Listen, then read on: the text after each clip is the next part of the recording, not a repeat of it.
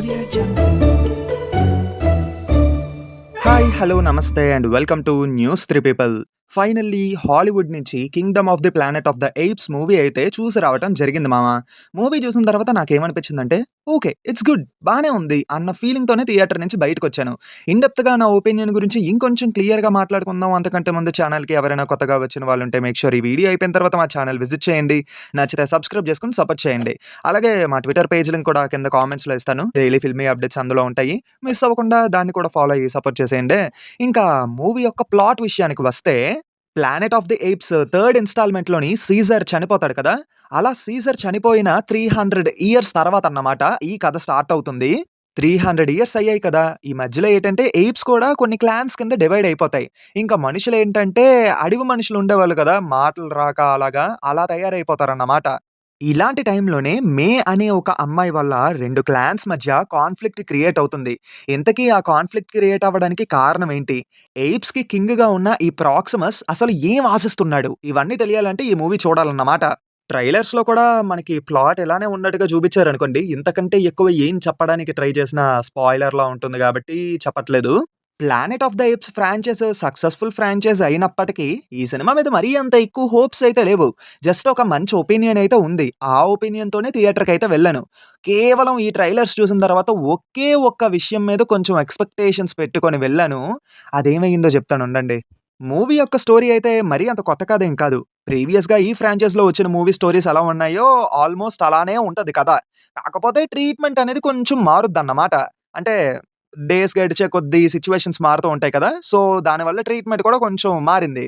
ఎలాగంటే ఎయిప్స్ ఇంతకుముందు మాట్లాడడానికి చాలా కష్టపడేవి. ఇప్పుడు మాత్రం చాలా ఈజీగా మాట్లాడేస్తూ ఉంటాయి. అలాగే సిటీస్‌ని, ఎర్త్ మొత్తం కవర్ అంటే గ్రీనరీగా కవర్ చేసేసుకొని, పైగా ఏటంటే మనుషులు చాలా తక్కువుంటారు. ఎయిప్స్ మాత్రమే ఎక్కువగా ఉంటారు.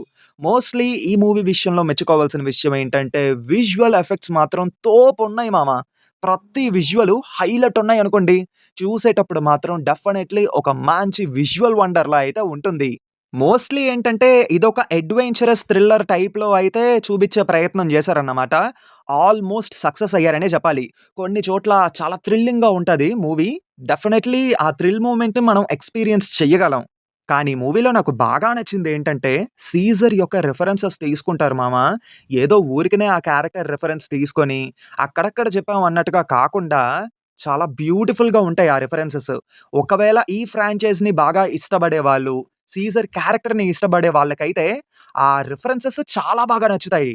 సరే నచ్చిన వాటి గురించి బానే చెప్తున్నావు. దేని గురించో కొంచెం ఎక్స్‌పెక్టేషన్స్ పెట్టుకొనెళ్ళావన్నావు. కాకపోతే అది డిసప్పాయింట్ చేసిందన్నావు కదా! అదేంటి అంటే, ప్రాక్సిమస్ సీజర్ క్యారెక్టర్. ఈ క్యారెక్టర్ గురించి ట్రైలర్‌లో చూసినప్పుడు మంచి సైకిక్ గాడేమో విలనిజం గట్టిగా చూపిస్తారేమో ఈ క్యారెక్టర్‌తోని అని అనుకున్నాను గానీ, నేను ఎక్స్‌పెక్ట్ చేసినంత గొప్పగా అయితే ఇతని విలనిజం లేదు మామ. ఓకే. ఓకే. అనిపిచ్చింది ఆ క్యారెక్టర్. ఇంకా సీజర్ రిఫరెన్సెస్ తీసుకుంటూ ఇంకొక ఎయిప్ ఉంటదన్నమాట. ఆ క్యారెక్టర్ ఇంకొంచెం ఎక్కువ సేపు ఉంటే బావుండును కదా! అన్నట్టుగా అనిపిచ్చింది. అంటే ఆ క్యారెక్టర్ పే ఆఫ్ కూడా కొంచెం రష్డ్ అనిపిచ్చింది నాకైతే.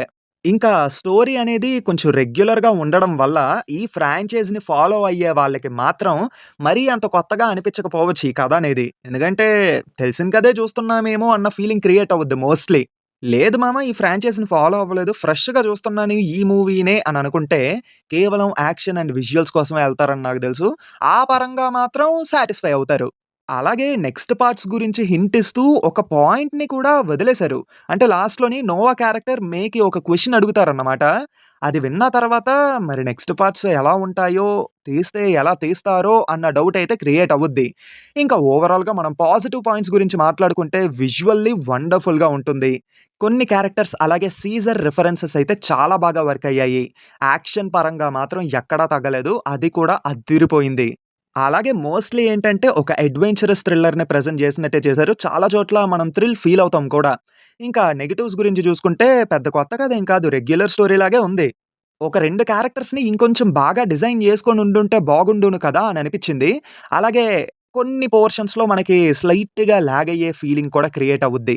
'Planet of the apes' franchise follow అవుతున్న వాళ్ళకి ఇది వాచబుల్ అనిపిస్తుంది. లేదు ఇదే ఫస్ట్ టైమ్ చూస్తున్నాము అని అనుకున్న వాళ్ళకి కూడా ఇదొక మంచి థియేట్రికల్ ఎక్స్‌పీరియన్స్‌నైతే ఇస్తుంది.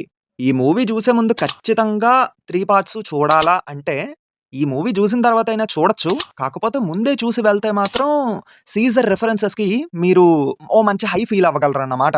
సో, ఈ వీకెండ్‌కి ఒక మంచి అడ్వెంచరస్ థ్రిల్లర్ చూడాలి అని అనుకుంటే డెఫినైట్‌లీ ఈ సినిమాని ట్రై చేయమని నేనైతే సజెస్ట్ చేస్తున్నాను.